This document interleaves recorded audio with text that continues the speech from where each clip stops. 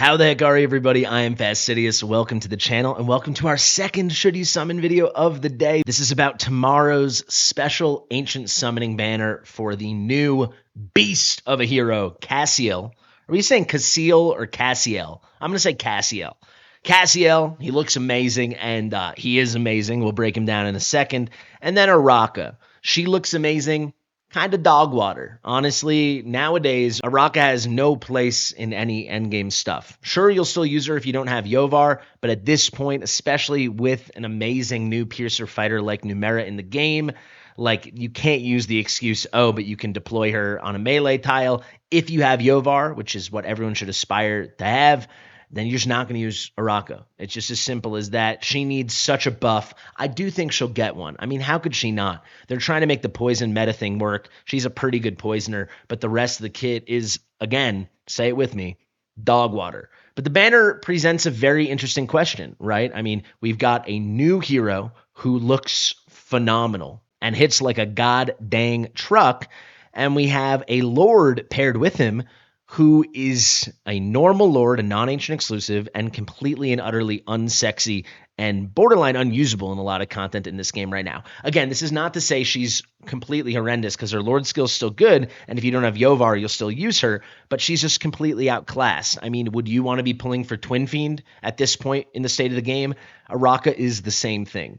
So I think we've got a big problem here, and we're going to have to break it down. Very appealing new toy, but a huge risk to reset your ancient lord pity and get stuck with an Aracha you were certainly not looking for. So we have got to break this all down. The way I want to approach this video is, first, let's just quickly, and I mean quickly, go over Cassiel. You can let me know in the comments if you really want to see a guide on him or a showcase.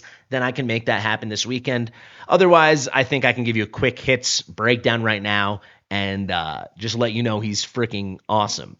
Then I want to talk about a giveaway. You might have seen it in the thumbnail. I said last night, if my New York Knicks beat the Pacers in an elimination game and kept holding on, I said if the Knicks win tonight, I'll give away a free takeover. My boys won by 17, and it could have been a lot more if they kept their foot on the gas. They kicked those slimy Indianapolis asses. It was a beautiful thing. No offense to Indianapolis. I just hate Tyrese Halliburton. You can see a very interesting collection of emojis we got on that. But yeah, I'm going to give away that takeover. I'm going to tell you how that works. And then we will discuss should you summon on this banner. It is a tricky, tricky thing. And I really think it comes down to what kind of account you have, where you are in pity, and what you are prioritizing at this moment. So we are going to break down Cassiel. I'm going to break down how you can win that beautiful free takeover. And then I'm going to answer that question. Should you, yes you, should you summon? Okay, let's start with Cassiel. He looks about as cool as any character in the game. I mean, this is the ultimate Arbiter aesthetic.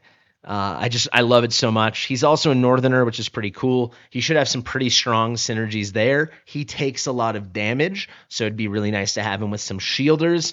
But I will tell you, these base stats are through the roof. Attack at almost 6,500. I believe this might be the highest base HP in the game. It's either him or Jira. Where's my girl Jira hiding out? There she is. What's her HP looking like?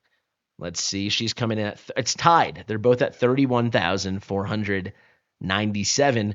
Interesting. Two black Arbiter characters with the same base HP. What does it mean? I don't know. But you can see very, very high base stats like Jira. Even the defense is pretty dang high. He should be a great, great unit when it comes to BP affiliation. Is he top tier with Yurden and Jira? I don't know about that. We'll have to see once Jake finishes his testing and his gearing, but pretty phenomenal stuff. And the kit itself, that's what's most exciting. I'm not going to read every single line here for you, but there are a couple key things. He has this big bursty ult. He can do this Hallow Blade with some big damage using his Divine Sigil that he builds. I'll tell you how he builds it in a second. He puts out a stun. However, when there are 3 allied heroes in his range, he has this Dolores Constance range over here. Instead, he deals Divine Retribution. So all this stuff up here, forget it. He's going to basically do all of it and then some. It's a huge amount of damage, 600% physical damage, right? 400% that ignores defense to one enemy, and then 200% that ignores defense to one enemy with the lowest HP percentage. Yes, he's got the big range, but for boss content where he's really, really, really going to shine, he's just slapping one guy for 600% physical damage, which is really a lot when you're ignoring 100% of the defense. You'll see this can scale even higher, though. This Divine Sigil, for each stack he has, and he can have up to 3 stacks, he increases his ultimate damage by 20%. Now, that 20% per stack is not additive. It doesn't get added here, so now it's 400, then 420, 440, and then at max 3 stacks, 460. No, this scales post-ult DPS calculation, so whatever the damage is, it's going to be 1.6 on top of that. So if he does the 600% damage to one target with the 400 plus the 200, that 60% is going to be another 360% damage. We're talking 960% damage with a pretty low ult cost, assuming he has full stacks of Divine Sigil, ignoring all the defense. It's a slapper. What more is there to say? You can see here he still does that stun for each instance of damage. So there's the 2 instances. That's 2 stuns. He will also consume 1 stack of Divine Sigil, and he'll restore 50% rage. A key thing, it takes him a little while, though it can speed up a lot, to stack up his Divine Sigil ability, but when he ults, he only consumes 1 stack at a time. So how does he regenerate it? Well, he gets 1 new stack every 60 seconds. You might be thinking, oh, that kind of undermines his ult and the rage regeneration that comes after his ult, the fast cycling you want out of him to be ulting all the time. You're going to be waiting for the Divine Sigil. Well, actually, as there are allies in range up to a maximum of 3 allies, he will increase his natural generation of Divine Sigil by 30%. So that means at max increase, it's increased by 90%. So then it takes about 35 seconds or so, give or take, per Divine Sigil generated stack. Additionally, though, you will see he's got a very, very cool thing over here. This passive, Fortified Blessing, this is like a damage sharing mechanic where he takes 50% of the damage that would have been taken by the ally 1 tile ahead of him, but he also gives himself special damage reductions. Physical and magic, those go up to 20% with skill ups. It's a pretty cool thing, but then this has an extra effect that ties him with his talent. Every time he takes damage, or the ally 1 tile ahead that gets the Fortified Blessing takes damage, the time remaining until the next Divine Sigil is generated will be reduced by 5 seconds. So if it's 35 seconds when he has 3 allies in range for his ultimate, which it always should be, you can chop off 5 seconds every time he gets hit and every time the ally 1 tile ahead of him gets hit. So effectively, you consume 1 every ultimate, and it for sure will be ready by the next ultimate. We talked about this ult, the Big Blast, most important, the Divine Retribution. Pretty standard basic here, physical damage 120% with skill ups. We talked about the Fortified Blessing. There's only 1 more passive, and you'll see Celerity of Mind. After casting the ultimate, he increases his rage restored from consuming Divine Sigil by 30%. Remember, it was 50% rage as a standard. Now you'll see when he consumes Divine Sigil, it's up by 30%. It goes up by another 50% there. So I'm assuming this is multiplicative, so it means he gets 75% of his rage back. And then on top of that, when he does Divine Retribution, which he always should be doing because you should be positioning your team so that he has 3 allied units adjacent to him in this range, so somewhere in those 8 tiles that make the square around him, you're going to put out a big damage reduction. So it starts at 20% for 8 seconds, and with skill ups, this will go up to 30% for 10 seconds. You should keep very good uptime on this. A 30% incoming damage reduction, so decreasing the damage an enemy can deal to you. That's the highest we see in this game. So he joins the likes of Numera and Phineas and Alistair, Volca, in it, very good group, right? This is going to make him really viable for a lot of content. And you'll see he can just spam that ult, right? The Divine Sigil should come back pretty quickly, especially in any content where there's big AoE hits. So if you think Abyss 1, if you think Nightmare 4, if you think APOC, when you're getting hit AoE a lot, you're going to chop off a lot of time from this talent over here when he gets hit or his ally with the Fortified Blessing gets hit. And yeah, because of this, he's going to get the 75% of his Rage Cat back. You're going to keep getting damage reduction. You're going to keep spamming damage. The guy is a monster, right? He really is. So that is Cassiel. There's a lot to be excited about, but unfortunately with Aracha, there's a lot not to be excited about. So before we go to the conclusion of the video where I talk about if you should summon on this banner, let's talk about the giveaway. So like I said, if my Knicks won last night, I was going to give away a free takeover. They did. I'm a man of my word. Let's do it. How do you participate? Just so you know, this is a takeover for one piece of content. So the lucky winner can come to me and name one piece of content. And after an evaluation, I will go in and beat it for them. But how do you enter to participate? Well, you must do two things for me. First up, you got to get in the comments and help me do a little brainstorming. I don't know if you guys know, but the banner rates suck. A lot of the time they suck. And recently in the dev Q&A, you can see a viewer kind of ranted and raved about it and just said, I pulled 8 legendaries on the Numera banner and she didn't drop once. How is this possible? And he made some suggestions, go on. And the devs answered, thanks for the suggestion. The current overall drop rate of summoning banners meets our expectation.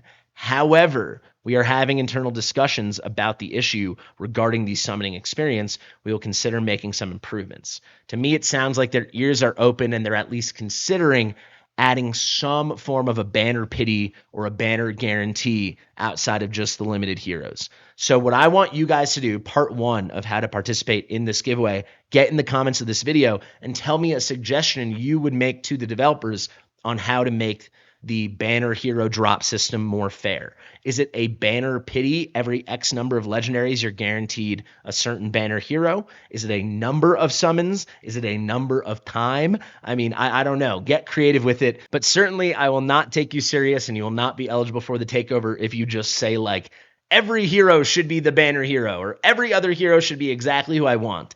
Obviously that is impossible. That goes against the nature of the game. That's no good. The second thing, and yes, I'm being greedy. It's a free takeover. I know my Knicks won, but I'm being greedy. The second thing, I have hard confirmation the devs have reviewed all the comments on this video. Vorn nerfed what should be done. They reviewed all the comments. They are taking this serious, but I also have not heard any guarantee that they're going to do anything about it. And I think this is pretty nasty what happened with Vorn. A lot of people quit over it. I think that's a little harsh, but I also, who am I to question them? They were deceived by the game. Power to them, I guess. I want everyone to go to that video, get in the comments, and speak your mind to the devs. Even if you just say, hey, I think nothing bad was happening. I already messaged them. I'm pretty confident they will review all the comments again on Monday. So hopefully there's a bunch of new comments there, and they can let us be heard loud and clear, because I thought this was really not cool. I know some people didn't think it was a big deal. I just think the way it all rolled out and the way it was swept away when it was a pretty major snafu post-global launch, it leaves a bad feeling inside of me. It leaves a bad taste in my mouth. So make your voice heard. So if you go there, you say your thoughts, they can be whatever. Go on this video you're watching now and make your suggestion for the banner pity. You will be enrolled for the free takeover. Just make sure you have a Discord, because that's the only way I'll be able to be in touch with you. But yeah, we'll pick one lucky winner and then I'll stream the takeover. So there you have it. Let's wrap this thing up and answer, should you summon? Frankly, I would advise the vast majority of people not to summon. Now, why is that? Is it because Cassiel's not that good? Wrong. I think he is that good. However, I would never summon on a special ancient summoning rate up banner when the legendary lord is someone you don't want. I mean, legendary lord pity is such a delicate thing. Ancient summons are very hard to come by, even for big spenders, right? I mean, they're getting more and more generous, and I appreciate that from Moonton, but it is our most valuable summoning currency. And to gamble it away with the chance to reset your ancient lord pity on Aracha, to me, is such a misuse of your resources. Now, I'm not saying everyone, but the vast majority of players. I mean, the anniversary is coming up very soon. Frankly, I would be shocked if right before, right after, or during the anniversary, we do not have an Ingrid rate up banner. And how dumb would you feel? I mean, unless you have a pure natural A5 Ingrid, most people, I think, have an A5 Ingrid through Soulstones, and most people don't even have an A5 Ingrid at all. Unless that's somehow you and you've pulled 6 copies, in which case you're a huge crack and you don't need my advice, I think you'd feel silly pulling on this banner, risking it, resetting your pity with Aracha, and not being ready for the anniversary. The anniversary should be coming in about 6 or 7 weeks, and that would be such a shame. Moreover, it's very likely they're going to introduce other amazing hype banners. There might be a new unnameable hero. Last year, they introduced Ymerit for the anniversary. Who knows? If I was Moonton, every single anniversary, I would introduce a new unnameable. I'd introduce a new dragon. That's awesome. We've been teased time and again about the Tactical Mastery class. Maybe there's a Tactical Mastery Ancient Exclusive Lord. How foolish would you feel if you gambled and reset your ancient pity with Aracha and you were just screwed when that comes around? So for that reason, I think nearly all players should skip this banner. However, some shouldn't. So who are those players? If you are really, really a big spender, Cassiel is such a prize. How do you not go for him? With the 20x, the non-lord rates, you've got a pretty good shot. Every time you hit a non-lord, there's a 1% chance every ancient summon you'll do it. And every time you do it, you have a 20x rate up on Cassiel and not on everyone else. I mean, it comes out to like a 30% chance you're going to get him. So if you're a big spender, I think it's a worthy gamble because who cares? You reset your Aracha pity, go spend another hundreds of dollars, right? If that's not you, though, I think it's a tough call. If you're somewhere in between, I think, a solid spender, you just saved up a bunch in game with your ancient summoning resources. I think you could justify going for it with one condition. You're on a very fresh pity. So like you just pulled a Nastia or you just hit a Lord on that banner or recently you haven't built a ton of pity, then it's not the biggest gamble, I would set a pretty low number, 20, 30, 40 ancient summons, and then I would stop because after that you started building a significant amount of pity and it would be awful to reset it with Aracha. But if you pulled 20 summons and you hit Aracha, are you really going to feel bad? I don't think you would. If you pulled 40, depends on the account, I don't think most people would. After that, resetting 50 pity, 60 pity, 70 pity on Aracha, kind of a disaster. So I think those are the situations. But like I said, the vast majority of people should skip this banner. Personally, am I tempted by Cassiel? Absolutely. Is there any shot in heck I'm going to pull in this banner? Absolutely not. So I hope this answers some of your questions. I hope you guys participate in the giveaway. I know I said a lot of things in this video. It has been a long day. I filmed like 8 videos. So I'm just happy to be coming up for air and getting ready for bed soon enough. So I appreciate it. Thank you for all your support. Make sure you are subscribed to the channel. Share with your mother. I've been Fastidious, and I'll see you real soon. Bye.